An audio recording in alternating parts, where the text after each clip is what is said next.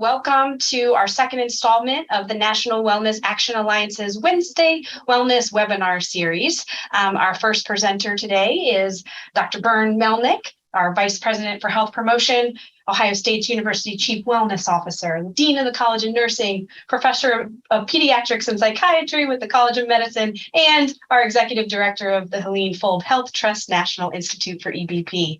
Just a couple of quick housekeeping items. We do have the chat box available if you need to communicate with the hosts and the panelists for if you have any questions. But then if you have any questions for our presenter or anyone else in the audience, please use the Q&A option, and I will help moderate at the end of this presentation. In addition, this presentation is being recorded. We will post it to our website at a later date within a couple of days. And we also have an evaluation link that will be posted at the end of this session. And with that, I will hand it over to Dean Byrne. So thank you. Hi, everybody. It's so great to be back together again. It has been a long character-building pandemic. Many people are still languishing. Today, I'm going to be talking about hope and dreams, as well as connection. A lot of people lost hope and their dreams during the pandemic. I'm here today to encourage us. Let's get those back on the front burner again.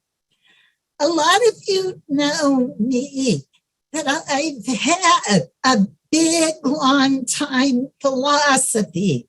In God we trust, but everybody else better bring data to the table. There is evidence behind hope. Let's watch this video.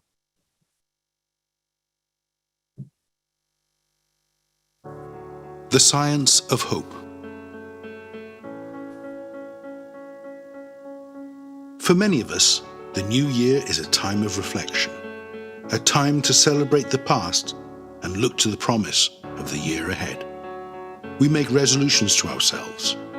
We hope for health, happiness, love, peace. But what is hope? Psychologists define hope as a combination of agency thinking, the motivation to achieve goals, and pathway thinking, the ability to create paths to achieve those goals. Imagination and problem solving, the will and the way. The neural pathways underlying hope center around a region in the brain known as the nucleus accumbens. This area integrates information from three main structures: the hippocampus, associated with memory and learning, the amygdala, involved in emotional behavior, and the prefrontal cortex, which is central for decision-making and motivation. But hopeful thinking has even more wide-ranging implications. These pathways use dopamine, a signaling molecule associated with positive emotions, such as happiness and pleasure. Studies also link hope to improved physical and mental health, productivity, and academic achievement. And that's not all. Neural connections from the nucleus accumbens reach out to the medial orbitofrontal cortex, where they inhibit activity in competing regions associated with negative emotional states. Indeed, hope has been shown to reduce anxiety and depression. Hope makes us feel better. It makes us be better. It gives us determination, resilience in the face of adversity. It drives us to do what can't be done, to achieve the impossible. So this year, be hopeful. Imagine a better future, a better world. Together, we can make our dreams become reality. Let's not wait until January 1 to get our dreams back on the front burner again. Let's start today. Now, in May of 2022, our current U.S. Surgeon General released a new advisory on addressing health worker burnout. This is still such an epidemic amongst our clinicians. I was in Washington last week working on the National Academy of Medicine's Action Collaborative. We released the national plan priority areas last week. If you have not yet heard of or downloaded this national plan, I'd really encourage you to do that. So let's get back to hope. Rainbows follow rain. A new beginning follows an ending. And Helen Keller was so wise when she said, nothing can be done without hope and confidence. I'm going to ask you a super important question today. If I could be your very God person and give you any wish or dream you could accomplish in the next 2 to 5 years, what are you going to do if you know you absolutely cannot fail? I ask every faculty candidate I interview that question. I don't know if you'll be surprised to hear this, but most people can't give me an immediate response. When they do, one of the first things they say to me, I want my first NIH grant, or I want to get tenured and promoted. I encourage you, think bigger than that. What difference can you make in the world if you're focused on your dream and your passion? Tenure will come. Promotion will come. But don't make those things your dreams. Think about the impact again you want to make in the world. I talk about the keys to success all the time. The first, you gotta dream big, because nothing happens unless first a dream. And it's not good enough to dream it. You gotta dream it, write it down, put it where you can see it every single day.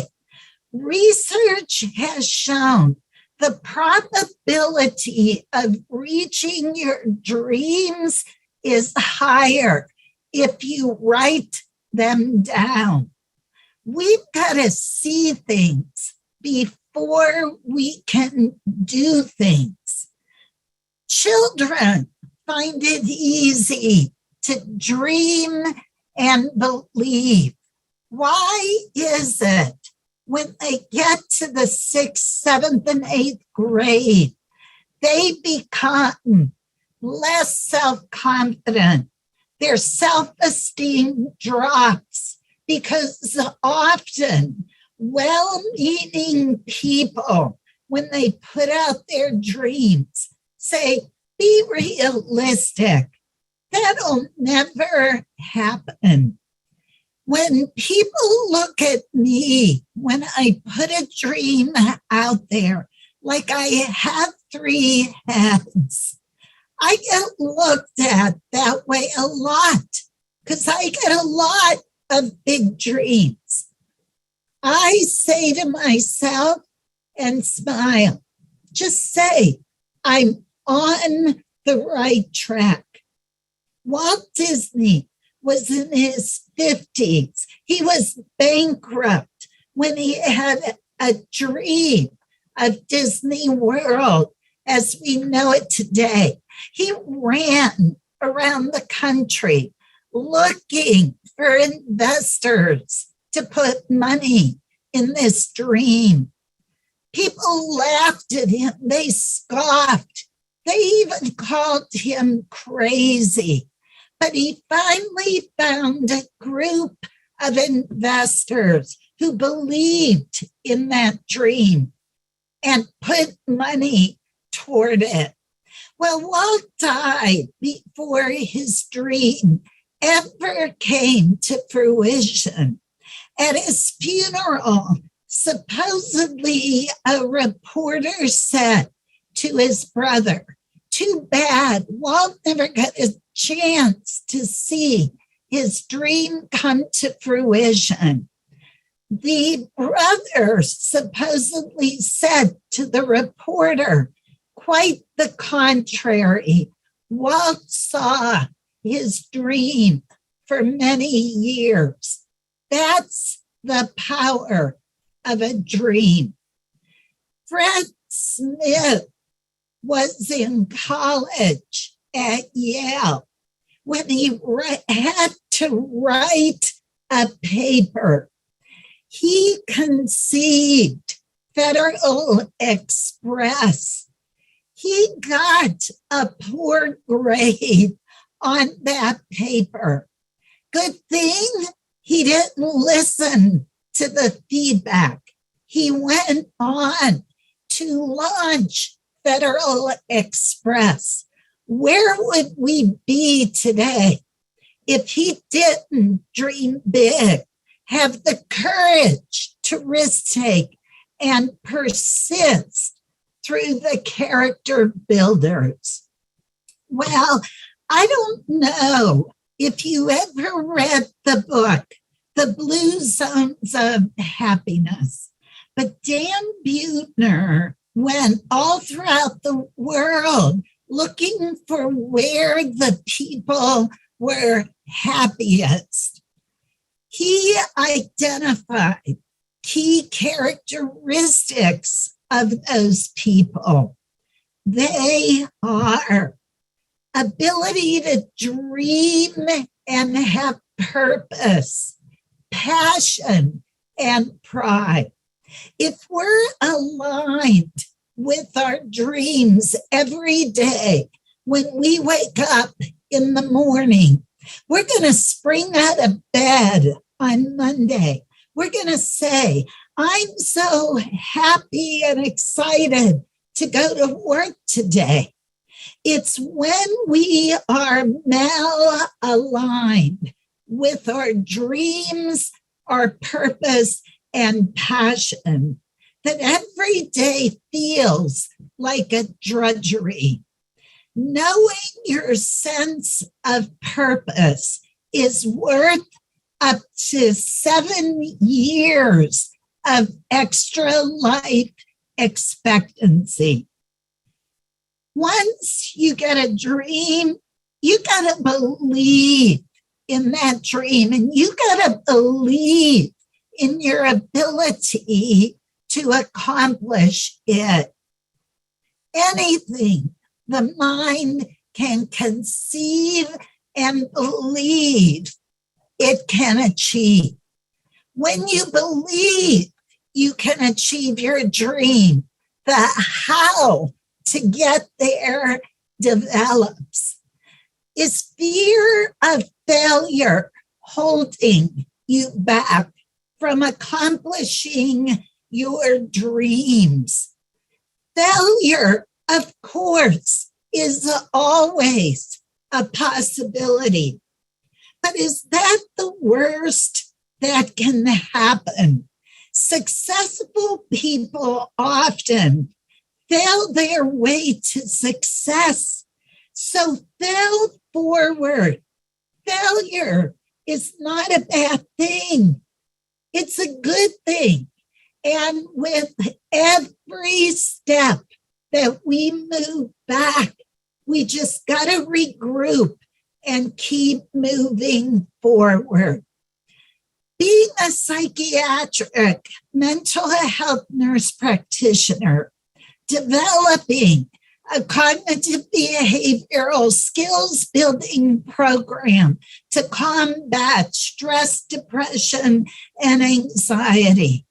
I always teach people how you think affects how you feel and how you behave. We've got to keep our dreams bigger than our fears. And I just want to remind everybody of an important cognitive behavioral skill called catch, check, and change your thinking. The next time you feel stressed, discouraged, angry, depressed, I want you to stop and say, what was going through my mind? Is that thought really true? Is this thinking helpful? And do I have the evidence to back it up? Because you probably don't. Then you got to turn those automatic negative thoughts around to a positive. Science has shown we have 6,200 on average automatic thoughts a day. And the majority of those are negative thoughts that help us to feel stressed, depressed, or angry. So if you doubt your ability to achieve a big dream, you got to catch those negative thoughts, turn them around to positive. Then we've got to risk take to accomplish our dreams, because we can't discover new oceans unless we have the courage to lose sight of the shore. We have to remember R.H. Macy failed 7 times before his store became a success. Theodore Gissel wrote the first Dr. Seuss book. He was rejected by 23 publishers. The 24th sold 6 million copies of his first book. So don't give up. I always say success is going from one failure to the next with enthusiasm. Get excited when you get a no and keep thinking, I'm one step closer to a yes, to succeeding. But remember this formula: big dreams plus written goals plus persistence through the character builders are essential. So I was in Thailand some years ago to give a keynote at a big international conference. After the keynote, I was in a long-tailed boat going to the floating market. I just so happened to have a retired philosophy professor from the local university as a guide.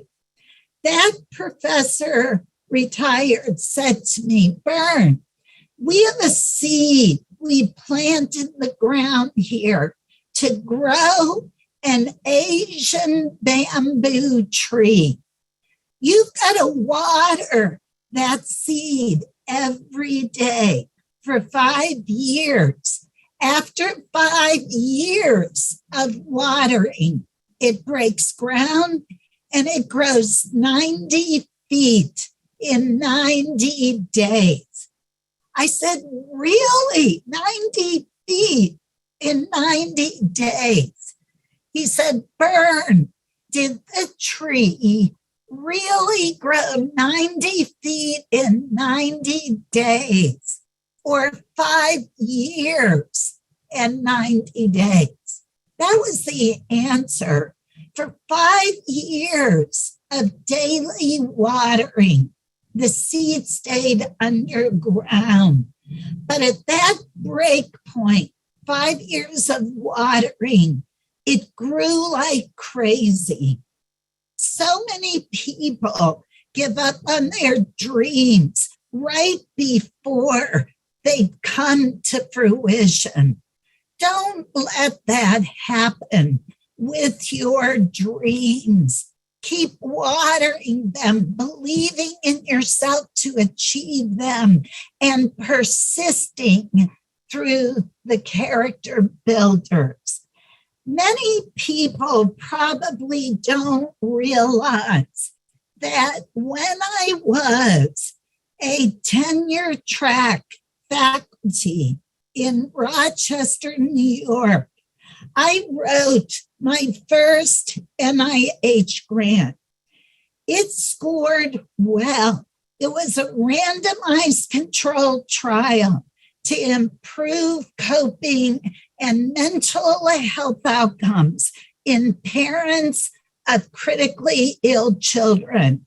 We got the feedback, we resubmitted, but on the score the second time in, it only improved by 2 points.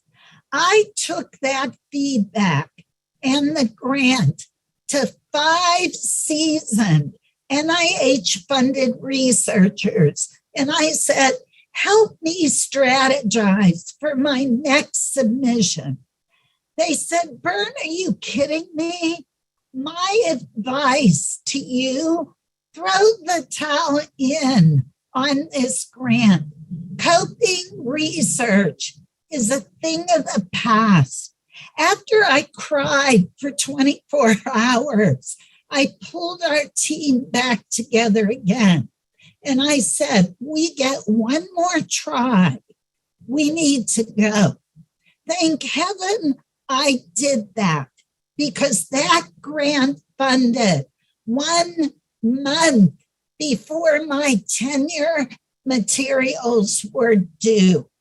If I hadn't continued to dream big and persist, I will tell you, I wouldn't have gotten tenured and I wouldn't be where I am today. So again, don't let negative people steal your dreams. When we do slip up and fall back, regard the setback as a lesson. What can you learn from it? And always fail forward. In this world, remember, everything is transitional. What looks like the end of the road is only going to be a bend in the road if you keep your dream in front of you and stay persistent. It took me 10 years of pitching a dream, flying to New York City every year to try and get the trustee of the Helene Fold Health Trust to believe, to see the need for a National Institute of Evidence-Based Practice. What else if I would have given up year 8 or year 9? This National Institute, which is booming right now, would have never come to fruition. I'm going to end my talk today with a fabulous true story. When I was research dean at the University of Rochester, an 86-year-old man walked into my office. He introduced himself as Lou. I said, "Hi, Lou. I'm so glad to meet you. But why are you here to see me?" He said, "Bern, I've read all about you and your philosophy of how we've got to get evidence behind things if we want them to stick." He said, "I was home alone choking about 6 months ago, just when I thought I was going to fall over and die because I was choking on a hardtack candy. I pushed myself over a chair. I created the Heimlich maneuver, and that hard piece of candy came jutting out." He said, "I got a dream at that point.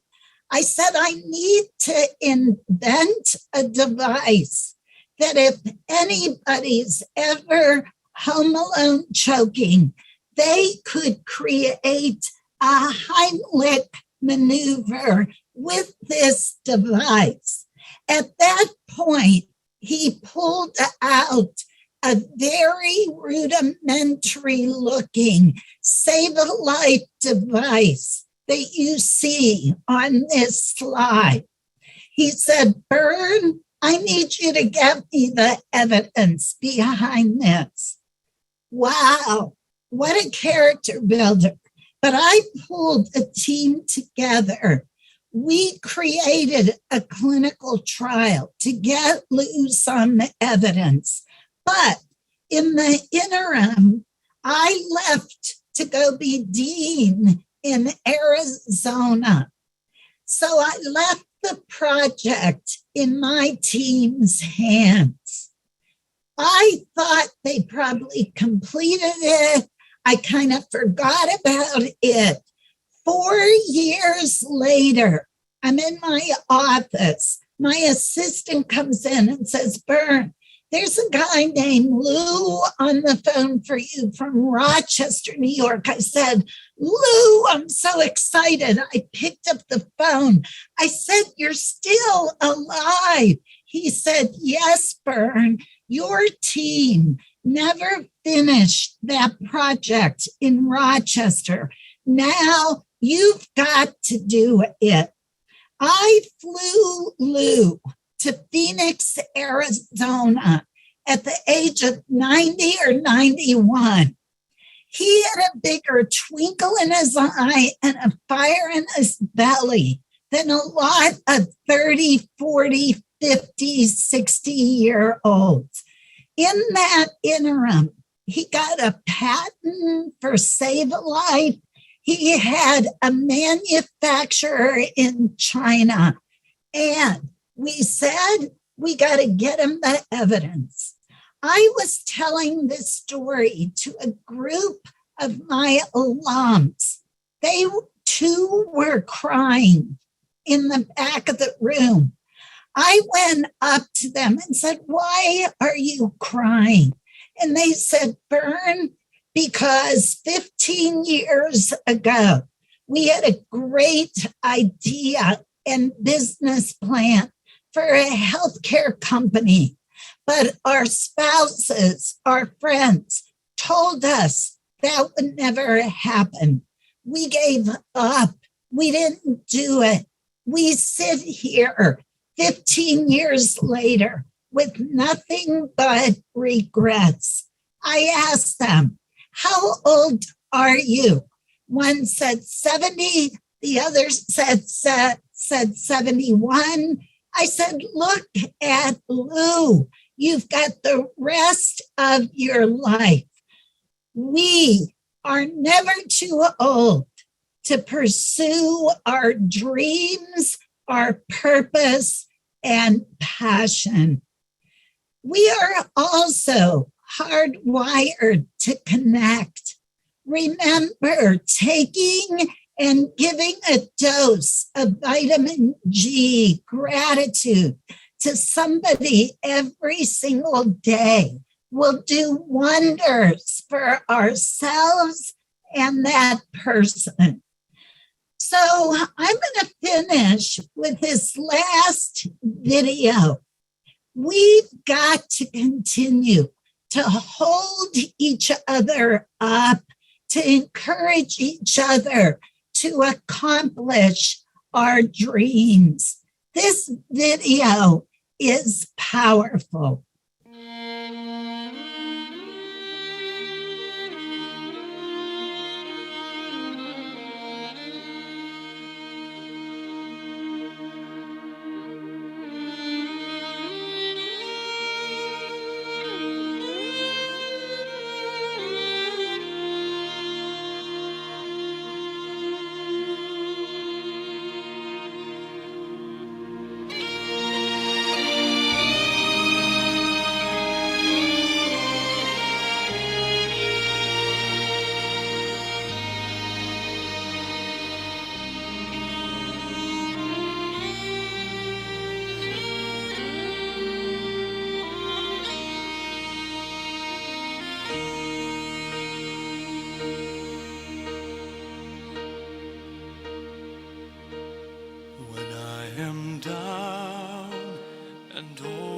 Soul so weary, when troubles come and my heart burdened be, then I am still and wait here in the silence until you come and sit a while with me.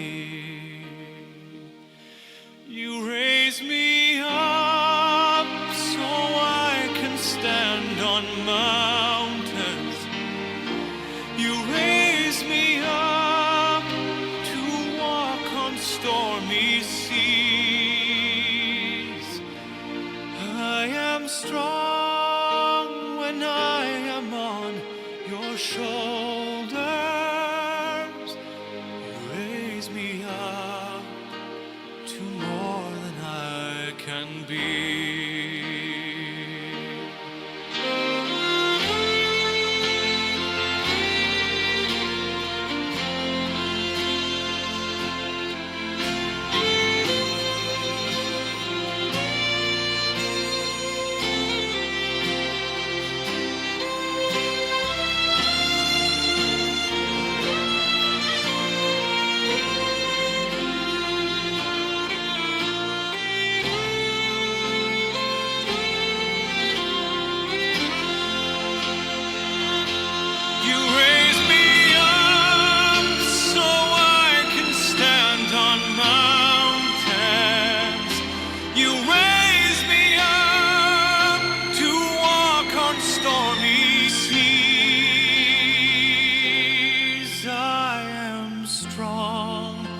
When I am on your shoulders, you raise me up to more than I can be.